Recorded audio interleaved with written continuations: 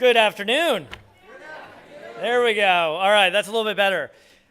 For those that don't know me, I'm DJ Patil. I'm the U.S. Chief Data Scientist, and I have the luxury of welcoming, or luxury, I don't know what the word, the opportunity to welcome you here for the afternoon. This shows you how sleep deprived we are these days while we race towards the final end goal of all the awesome stuff that's happening with data.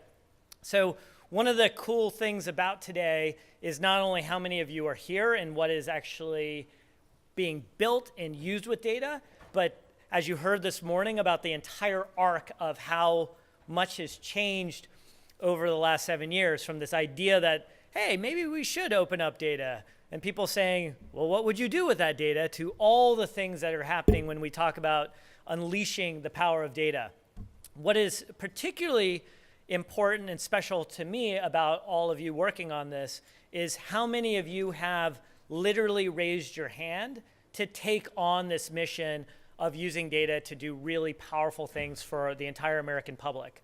That responsible use of data and the ability to use it in the most profound ways to help out the entire American public, I think is something that is deeply intrinsic to the open data movement and all the things that can happen with it. And that's what we're gonna see throughout this afternoon and all the ways that that is actually transpiring. One of the things that we often hear about this is that sort of moniker of, oh, Silicon Valley has to come save DC. And people often forget, well, where did Silicon Valley first get the ideas for big data? It actually all started here in DC. In fact, I was fortunate enough to be here at that time working at the Department of Defense with many of the people that were working on this. Many of us then went to Silicon Valley and were said, hey, this is a similar problem, and we leveraged those ideas to figure it out. So in many ways, the narrative here is actually the federal government is what helped create Silicon Valley. That's the real opportunity and the power that all of you are doing. And so to kick things off, what I really want to introduce you to is one of the people who I have had the great fortune of working with and really has been behind the scenes in an incredibly deep way, and I don't think gets enough credit for how much he has lent his time, his advice, and his personal energy to this movement, and that is Director Sean Donovan.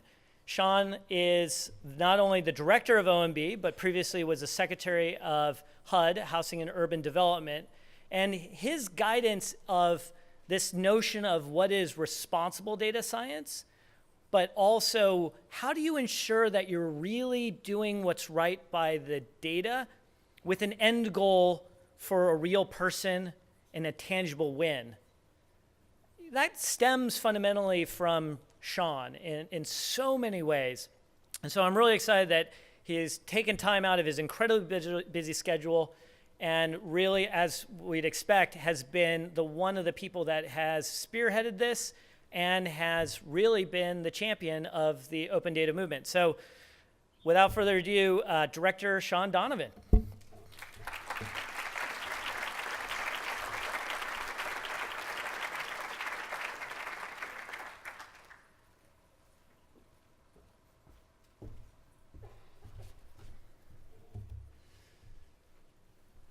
Good afternoon.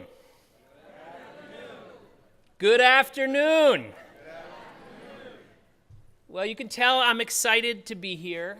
It is an honor and a thrill to be at the very first White House Summit on open data, something I can tell my grandkids about someday. Yeah, give it up.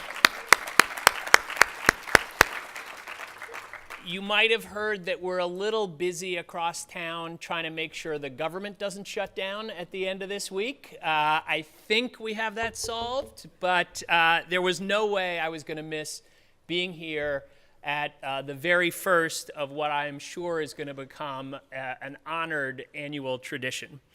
And before I begin, I want to just start by shouting out everyone that has made this day possible. Not only is my team at the Office of Management and Budget doing incredible work in this field, has worked hard to make this day possible, but I want to shout out as well our co-hosts, the Small Business Administration, the General Services Administration, and the Data Foundation. Let's give it up for them. I also want to thank everyone and congratulate them, everyone on the cross-agency team of folks who organized today's gathering. This event is a testament to your commitment and to reach a more innovative, more transparent, and open government. And on behalf of President Obama, I want to thank the open data professionals, every one of you that's here today, and the hundreds of other men and women who are working across industry, academia, state and local governments, and federal agencies to ensure that all Americans reap the benefits of public, open data. At the very heart of today's event, as DJ just said, is a fundamental belief that data can help to improve the lives of American citizens and citizens of the world. Open data is central to a more transparent and collaborative democracy. On his very first day in office, President Obama issued a memorandum on transparency and open government. And it made clear that his administration was, quote, committed to creating an unprecedented level of openness and fostering transparency, public participation, and collaboration amongst the government and the American people. And since then, we've made astounding progress. Under President Obama's leadership, federal agencies are making more data freely available to the public for use, unleashing nearly 200,000 data sets so far. We're opening data for the American people to spur innovation, foster economic growth, and enhance our competitiveness. Let me just give you one example where access to information is helping to transform the United States into a clean energy economy. And I think this is what DJ was talking about when he said in many ways the government helped to create Silicon Valley, because this data is so powerful as a driver of our competitiveness around the world and the innovation that happens in our amazing economy.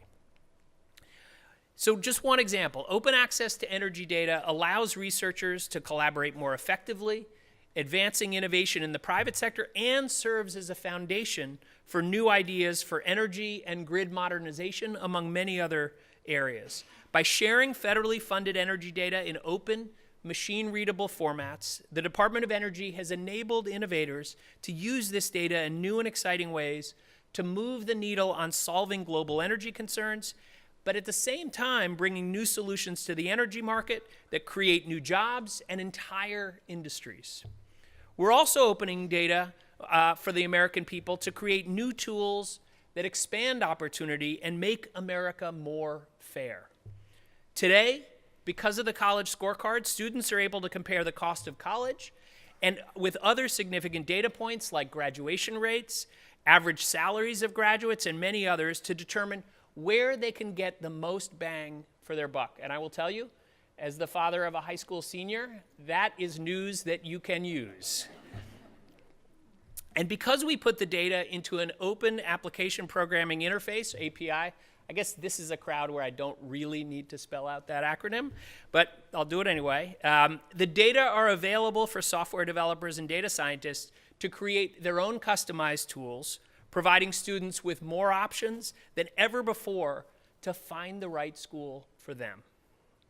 And as former Secretary of HUD, I'm especially proud of the work we've done to use open data to promote fair housing. This past spring, the administration launched the Opportunity Project to provide easy access to curated combinations of federal and local data on access to opportunity at the neighborhood level. Things like proximity to transit, quality housing, healthcare, and schools that were all part of the data underlying HUD's landmark fair housing rule. The Opportunity Project goes a step further from making data open by bringing together tech companies, communities, and experts to transform it into user-friendly digital tools. A dozen private sector and nonprofit tools have already been built and released using this data, and we're about to announce more very soon, so stay tuned. I also want to talk about some of the work we've done within OMB to make sure that this movement really touches individual Americans' lives. Here at OMB, we're fostering open data through what we call our place-based initiatives, which take an innovative approach to partnering with local communities. We've created a team called Community Solutions, and their goal is to disrupt the old top-down, one-size-fits-all model of the federal government so we can respond to the ideas and concerns of local citizens in a more direct and customized way. Many place-based initiatives draw on new tools and methods through partnerships with local civic technology groups, as well as technology and data resources provided by the federal government. They recognize that building local capacity is more effective when we use all the tools available to us, and that open, high-value data help communities make data-driven decisions, engage residents in new ways, and build trust. Let me give you one amazing example. After the New Orleans Police Department released 911 calls for emergency service as its first open data set, the department stepped forward in 2015 as a founding member of the White House Police Data Initiative, committing to opening even more data on their policing. They partnered with a local code academy and released new data sets on police use of force and citizen complaints at a local summer camp where youth from low-opportunity neighborhoods were learning. At the event, young coders built prototype software on this never-before-seen open policing data, and a 15-year-old girl taught the police chief how to write his very first line of code. New Orleans' success inspired other cities like Indianapolis, Orlando, and Baltimore to follow suit with their own local institutions, advocacy groups, and their tech communities. Let me give you another example of a victory for open data. On May 9th, 2014, the President signed into law the Digital Accountability and Transparency Act, or, you got it, the DATA Act, setting forth a new commitment to expand federal spending transparency. Once implemented, the DATA Act will make federal spending data more accessible, searchable, and reliable. It will not only make it easier to understand how the federal government spends taxpayer dollars, but will also serve as a tool for better data-centric decision-making and innovation, both inside and outside of government. This level of federal spending transparency is unprecedented and requires collaboration among the federal and public stakeholders. The Treasury Department and OMB have been working hand in glove with agencies to standardize our data elements to make the DATA Act work, to live up to its promise. By spring of next year, we'll be able to display unprecedented amounts of federal spending data on a public website, making huge strides toward accountability, transparency, and data-driven management. Exactly those things the President set out on his very first day in office. All these diverse tools that I've touched on benefit different groups of people, industries, and communities. Yet they all rely on one thing, and that is open data. It's what brings us here together today. Now, while we have made remarkable progress under President Obama's leadership, as he often says, there is more to be done. And he's depending on all of you to carry on this work in the year to come and the years beyond that. I also want to acknowledge that there are challenges in this area, and one in particular that I want to focus on today is privacy.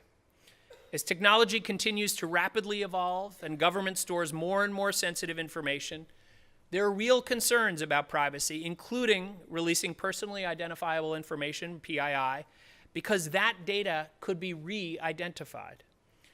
But we know that when done right, open data and privacy complement rather than conflict with one another.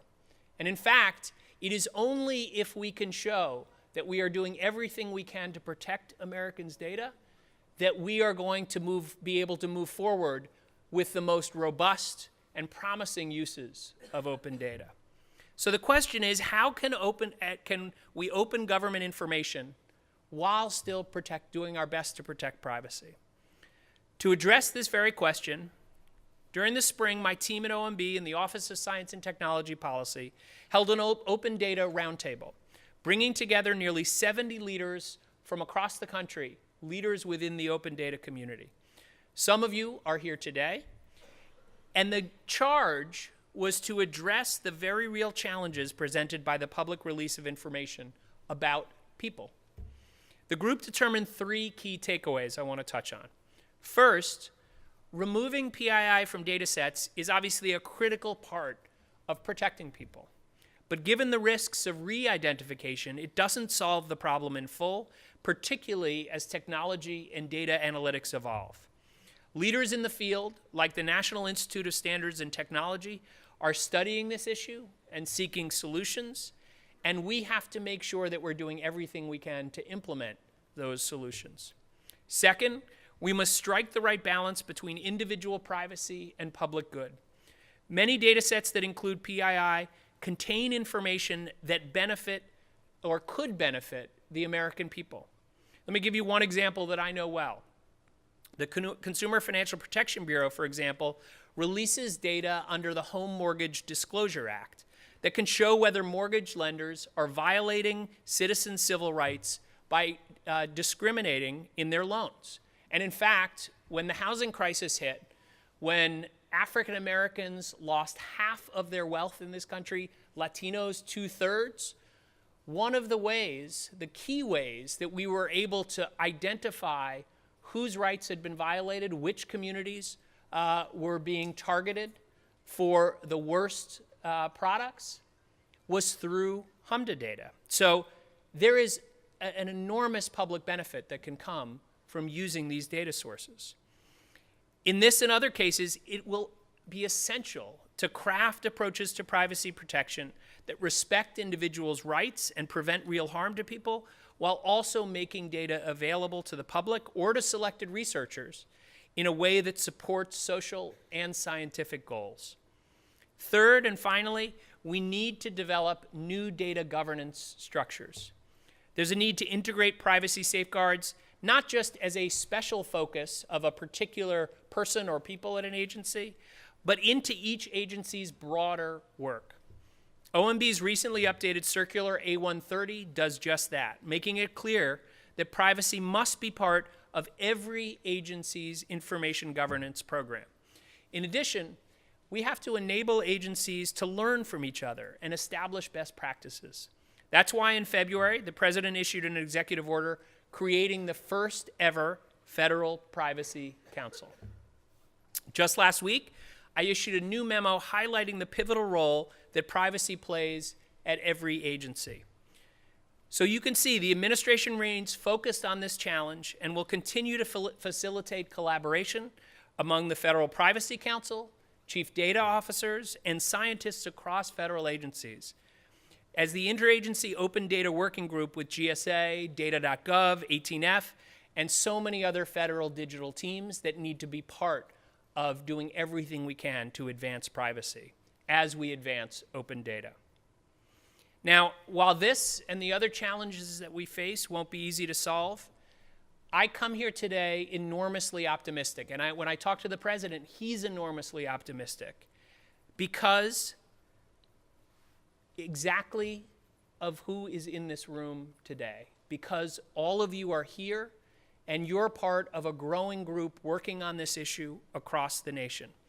You are the talented innovators, techies, data privacy experts, and engaged everyday Americans working alongside you across the country who care deeply about these issues and who will help drive our progress. As the President said when he visited South by Southwest last spring, one of the things that makes America so strong is our spirit of innovation, our drive to invent and harness new technologies to tackle our greatest challenges. It's with this spirit that we will meet the challenges that come with open data and continue to drive towards a more open and transparent government. Indeed, it's fundamentally part of our American values that we believe that when we put the power of information in your hands and in the hands of citizens around the country, you collaborate, you invent, and you build the tools that create opportunity, a more vibrant democracy, and a brighter future for generations to come. thank you. Thank you for all that you're doing to advance open data in this country. Thank you.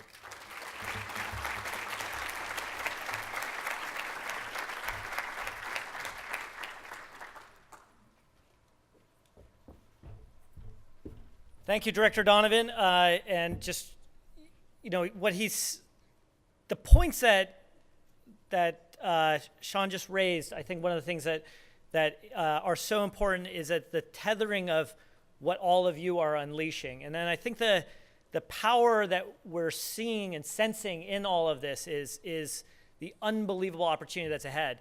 One of the projects that you've heard a lot about, the president talked about in the last State of the Union, is the Cancer Moonshot Project. This opportunity to really use data to transform the entire world. One of those people that has really led this is Kara DeFries, who's not only a Presidential Innovation Fellow, but also came back to serve again in 18F, and now is part of the Vice President's team, helping really think about how are we going to leverage the opportunity of data for a project like Cancer Moonshot, but also most importantly to do it on behalf of the people first in this process, really truly embodying that data by the people for the people notion. And so I'll let Kara come up and introduce the panel of all the people who have been championing and working so hard on this project, but please welcome Kara.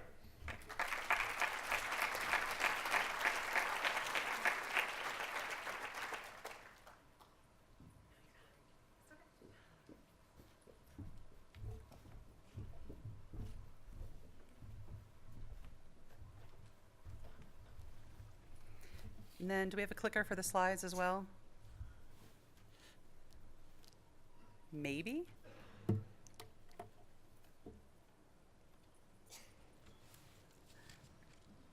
I'm usually on the production end of these things, not on the speaking end, so Bob or somebody, Kristen, do we have a clicker for the slides? And while we're waiting for that, I'll just go ahead and start talking. In his final State of the Union address, President Obama tasked Vice President Biden with heading up a new national effort to end cancer as we know it. The ultimate goal, thank you very much. And now we'll do the quick, awkward forward and back. Nope, that's, all right, there we go. Thank you for your patience. The ultimate goal is to make a decade's worth of advances in the next 5 years. And we cannot do it alone. It is going to take millions of Americans, people in this room, people across the country helping us. On June 29th of this year, the Vice President convened nearly 400 cancer researchers, oncologists, nurses, patients, and advocates here in Washington, D.C. at Howard University, and over 7,000 more in living rooms, hospitals, academia across the country. And they came together not only in all 50 states, but Guam, Puerto Rico, and that kind of gathering, that kind of momentum, that is very exciting. But it wasn't just about being in the room where it happens. Many more participated on social media. We saw 11.7 million people raising their hand and using the hashtag #CanServe to tell us how they can serve in this moonshot and in this movement. What's remarkable is that the Cancer Moonshot Summit in June marked the first time that individuals and organizations spanning the entire cancer ecosystem came together to be convened under such a lofty goal. I am somebody who lives and breathes in the tech space, but it's also personal. I'm a 3-time cancer survivor. As somebody who has been through this very personally, very intensely, seeing so much excitement, so much momentum, so much passion, so much sharing can be overwhelming at times. But to be honest, it's also pretty awesome. Like, it's great. It is such an honor to be able to be part of this movement. Today, we have brought together a few of the folks who are working on it as well. We have Colonel Craig Shriver from the Murtha Cancer Center at Walter Reed. Thank you for coming today, Colonel Shriver. We have Annabella Aspiris. She is a nurse, and she's also our Director of Patient Engagement on the Cancer Moonshot team. And we have Michael Ballin, a Presidential Innovation Fellow who is working on a project at the National Cancer Institute. So why don't I stop talking as the moderator and get you to the very exciting stories that our panelists will talk through. Colonel Shriver, why don't you start first and tell us a little bit about the work that's being done? Thank you, Kara. The Applied Proteogenomics Organizational Learning and Outcomes Consortium, known as APOLLO, is schematically shown on the slide before you here. As you can see, it begins with the patients, all of our patients in the DoD, the VA system, those who go to the NCI. And these patients are approached and consented to the following process. The solid lines on that schematic represent the standard clinical practice of what those patients go through from start to finish in terms of their clinical care. And the dotted lines represent the research component of Apollo. The basic idea of Apollo is to do something that's never been done before on a large scale. Cells are made up of 3 general classes of components: DNA, RNA, and proteins. And in this modern era, it is possible to sequence all of the DNA, all of the RNA, and to do various expression platforms for all the protein expression. And we're going to take those tumors of those patients properly consented. Patients agree to the process. All the PII is removed before it's open data released. And with all that molecular information, which is garnered in the middle of that schematic at the sequencing centers in Bethesda and protein centers across the nation run by the NCI, that data then finds its way, with all PII removed, into what's shown on the right lower hand side, the data commons run by the NIH NCI. And Vice President Biden opened the genomic data commons in June at ASCO, and the protein and imaging data commons are soon to follow. So all of this research data will be then open sourced into the community so that new analytic tools can be developed by all of you out there and the wider community of programmers in an open data system. Thank you. Annabella, do you want to give us an overview of your work? Yes, thank you so much, Kara. Oh. Can you hear me? How about now? Okay. So thank you so much, Kara. I'm very excited to be here. Apollo is also tremendously exciting to me, so thank you, Craig. As Kara said, I am the Director for Patient Engagement on the Cancer Moonshot. So my role is to ensure that all of our efforts on the task force are really anchored to the patient and the patient care experience. So what that entails is really identifying and understanding the myriad challenges, social, economic, financial, personal, physical challenges that patients too often face in navigating their cancer diagnosis in what is honestly a very fragmented and increasingly overburdened healthcare system. In my work on the task force, I also represent the providers, like Craig, oncologists, social workers, nurses, community health workers, and patient navigators who are so critical in connecting our efforts on the Cancer Moonshot to the cancer patient. I'm extremely excited to be here today because eliminating kind of silos of information and improving data sharing is so central to the Moonshot effort. I think as we transition to a culture and a system that supports data sharing, only then will we realize the true benefits of big data. And I think that these benefits will be truly felt by the patient and cancer community. So I'm very excited to be here today and on this panel. Thank you. And Michael? Hi, yes, my name is Michael Ballant, and I guess academically my background is in everything that you hear today as data science. So that's, we have DJ Patel to thank for that, that coining of that phrase. But when I was in school, it was very much, there wasn't a phrase for it. There was just a lot of, math and a lot of programming. And what really is interesting, what has been interesting about the Cancer Moonshot is this importance placed upon data and how we can break certain silos and how we can share more information. And so very early on, there was a very interesting little tidbit that we heard from pretty much anybody that we talked to, whether it was a patient advocacy group or whether it was a tech startup in the healthcare space. And that had to do with the fact that clinical trials were extremely important to the whole ecosystem. They're part of the critical path.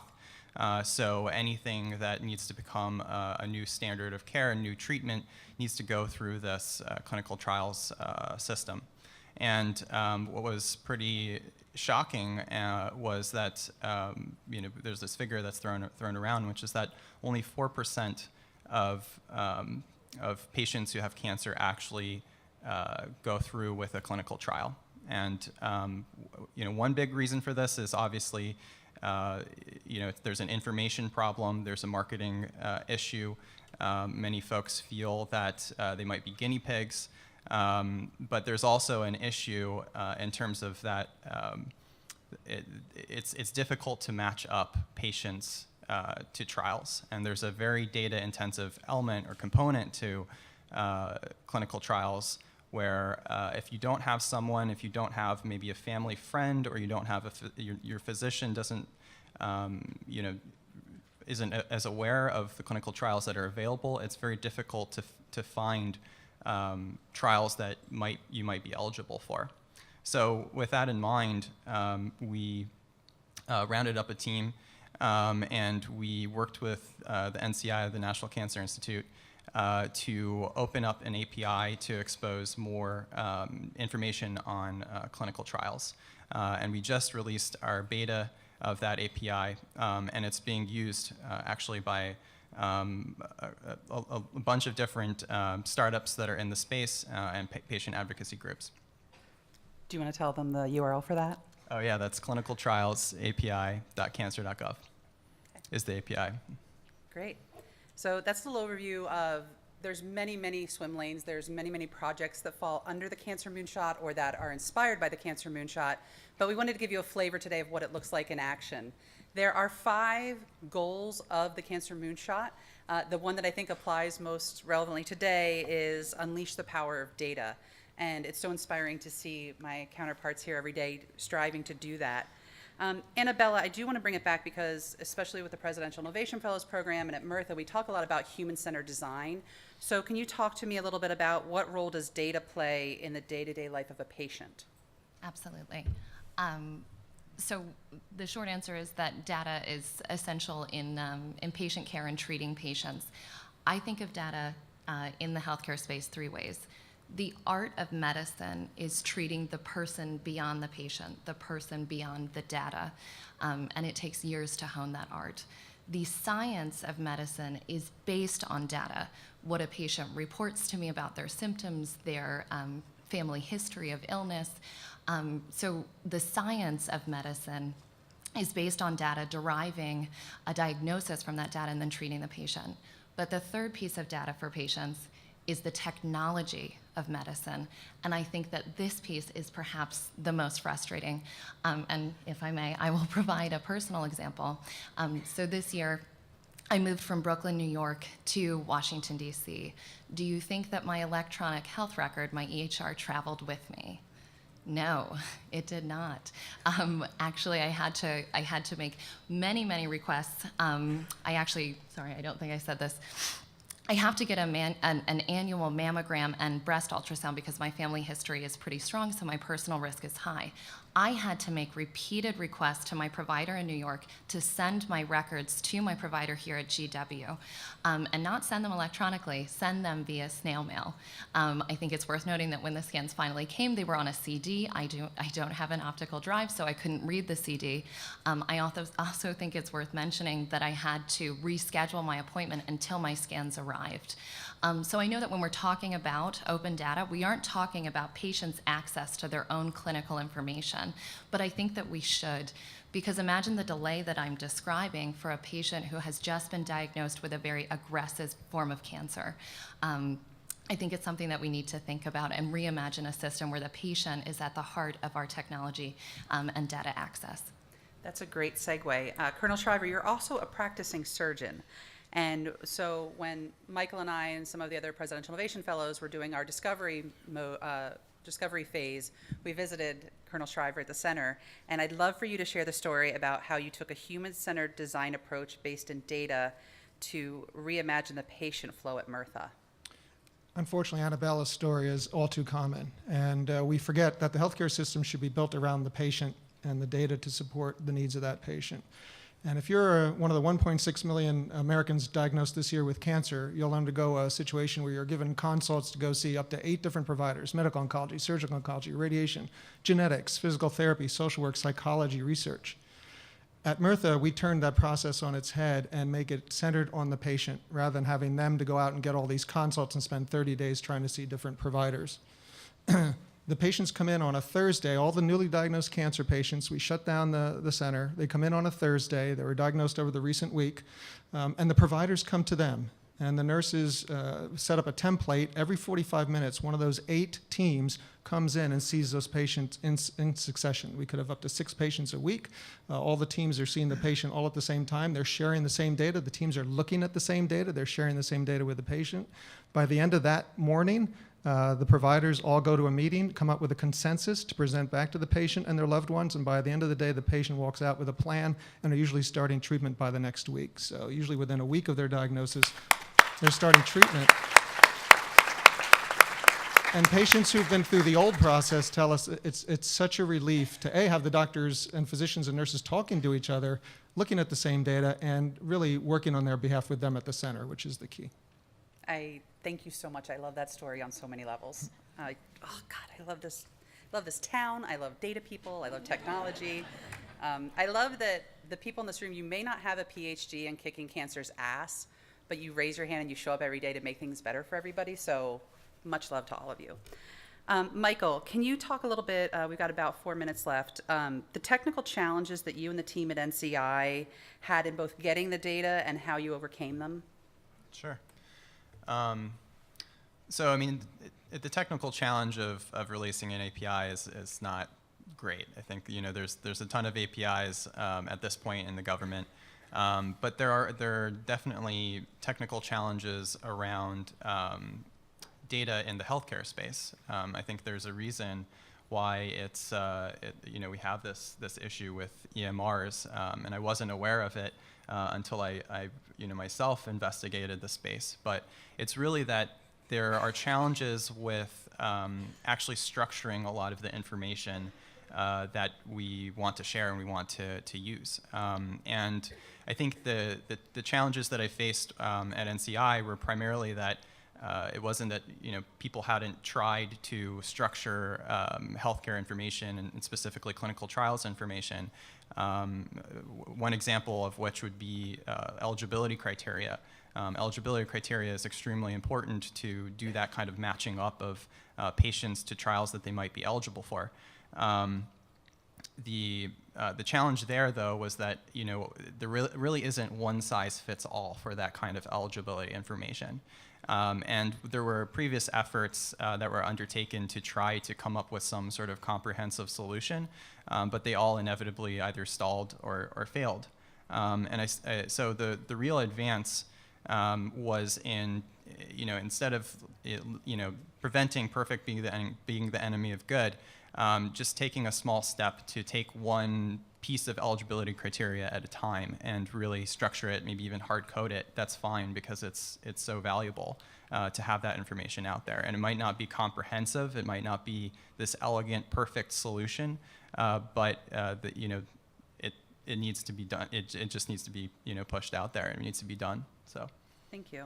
Colonel Shriver, in a similar vein, you work in a very large, complex organization. Are there any lessons for the folks in the room that you would like to share who may be in similar situations? Yes, I think there's 3 things you need to do with changing your organization within the agency confines. Focus on the citizen, the patient, the client, the customer. That should be the focus. You will always be doing the right thing if that is the central focus, just like in the Cancer Center, we've changed our process around the patient. Communicate across whatever level you're at. If you're new to the agency, communicate within your office, up the chain. If you're the director of an agency, you need to be communicating across the entire platform of your employees. And then finally, persist. Change takes a time in a bureaucracy. In the DoD, the War on Cancer has been around for over 40 years. The DoD's Cancer Center was founded in 2012. So good ideas, you just need to be persistent, but focus, communicate, be persistent. Thank you.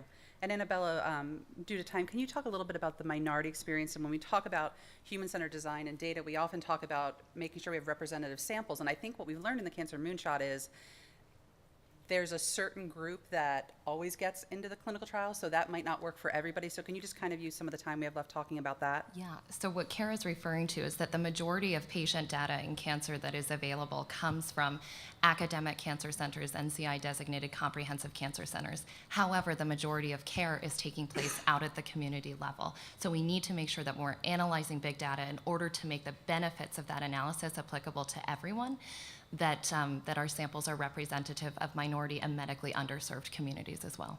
Thank you. And then is there anything, what we've learned every time we show up somewhere, everyone talk to someone, they want to help. So is there anything the folks in the room can do if they want to help? And this can go to any of you, all three of you. I think three things. Learn what the Cancer Moonshot's about, look at what you can do in your organization to support it, and liaison with all of us who are trying to do something. Absolutely. And to support your local community, go to cancer.serve.gov to find those opportunities in your community where you can help. And then to the example I gave earlier, help us make interoperability a reality for patients. And if you're interested in contributing to the API, go to clinicaltrialsapi.cancer.gov. Great. Thank you so much, everybody, and thank you for having us today.